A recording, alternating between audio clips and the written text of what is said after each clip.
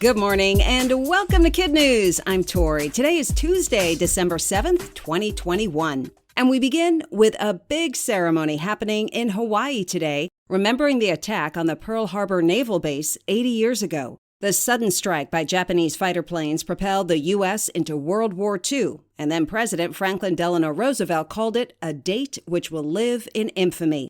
Someone who was there on that infamous day is 101-year-old Ike Schaub, who was a young sailor on the USS Arizona when it was hit. And he's attending today's ceremony in person, thanks to the help of dozens of strangers. His daughter really wanted him to be there, but couldn't afford the cost of 2 caregivers her dad needed for the trip. But when she set up a GoFundMe page, more than enough money was raised. Mr. Schaub and his daughter are so grateful for the generosity and excited for him to be part of this year's events. Last year was the first Pearl Harbor ceremony with no survivors or eyewitnesses present due to COVID. The U.S. will diplomatically boycott the upcoming Winter Olympic Games in Beijing. The announcement was made by the White House yesterday. This means U.S. athletes will still compete, but no U.S. government officials will attend the Games. The U.S. government took the step because it wants to send a message that it strongly disagrees with China on several issues, including human rights, military aggression, public health, and trade. The last time the U.S. fully boycotted the Olympics was during the Summer Games in 1980, when Jimmy Carter was president, to protest the Soviet invasion of Afghanistan.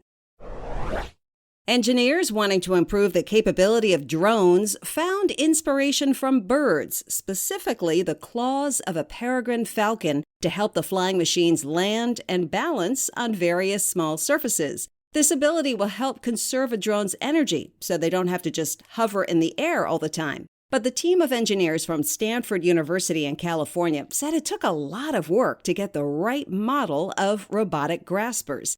Landing spots can be different sizes and have different textures. They might be bumpy or slippery. The engineers were able to imitate the falcon's claws that curl around a branch, and also their soft, wrinkly toe pads that provide reliable friction to keep them stable. The engineering team dubbed its project Stereotyped Nature-Inspired Aerial Grasper, or SNAG for short.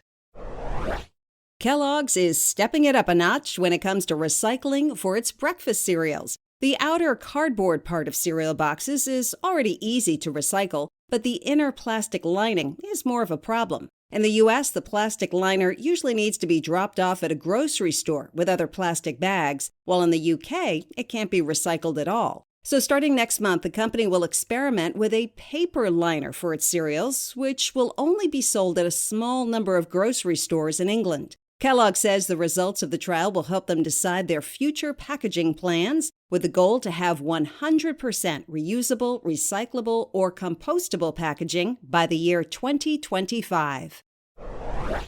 In other KidNuz notes, the college football playoffs are now set. On New Year's Eve, Cincinnati will play the defending champion Alabama in the Cotton Bowl, while Michigan faces off against Georgia in the Orange Bowl. The winners of each game will play for the national championship on January 10th in Indianapolis. A zoo in Belgium says a pair of hippopotamuses is in isolation after testing positive for COVID.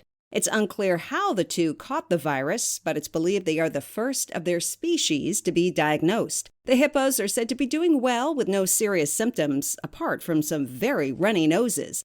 Keepers have tightened virus restrictions around the zoo. That's it for KidNuz. Now, the KidNuz quiz. What's the name of the naval base that was attacked 80 years ago today?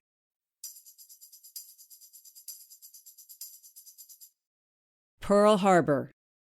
Engineers were inspired by what animal to make robotic claws for drones?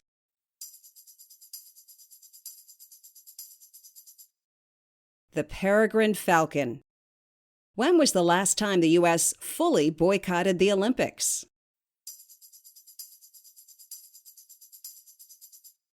The Summer Games in 1980.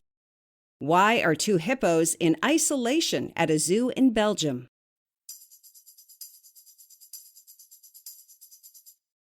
They tested positive for COVID.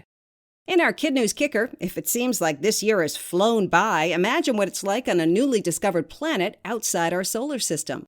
While Earth takes 365 days to rotate around the sun, this exoplanet orbits its own star in just 8 hours. Known as GJ367b, it's roughly the size of Mars and half the mass of Earth, with temperatures up to over 2,000 degrees Fahrenheit, hot enough for metals to melt, so definitely not a place where humans could live. Before we go, we want to give a big Kid News shout out to some of our terrific teachers and their students. Ms. Henry at Muswellbrook South Primary in Muswellbrook, New South Wales, Australia. Mrs. Flanagan at Catskill Academy in Catskill, New York. Mrs. Walters at Reith's Puffer in Muskegon, Michigan. And in Chicago, Illinois, Mr. V at Marvin Cameras Elementary and Miss McCoy at Duke Ellington. Thanks for listening. It really helps if you rate and review us wherever you listen to your podcast. And we hope you tune in for more Kid News tomorrow morning.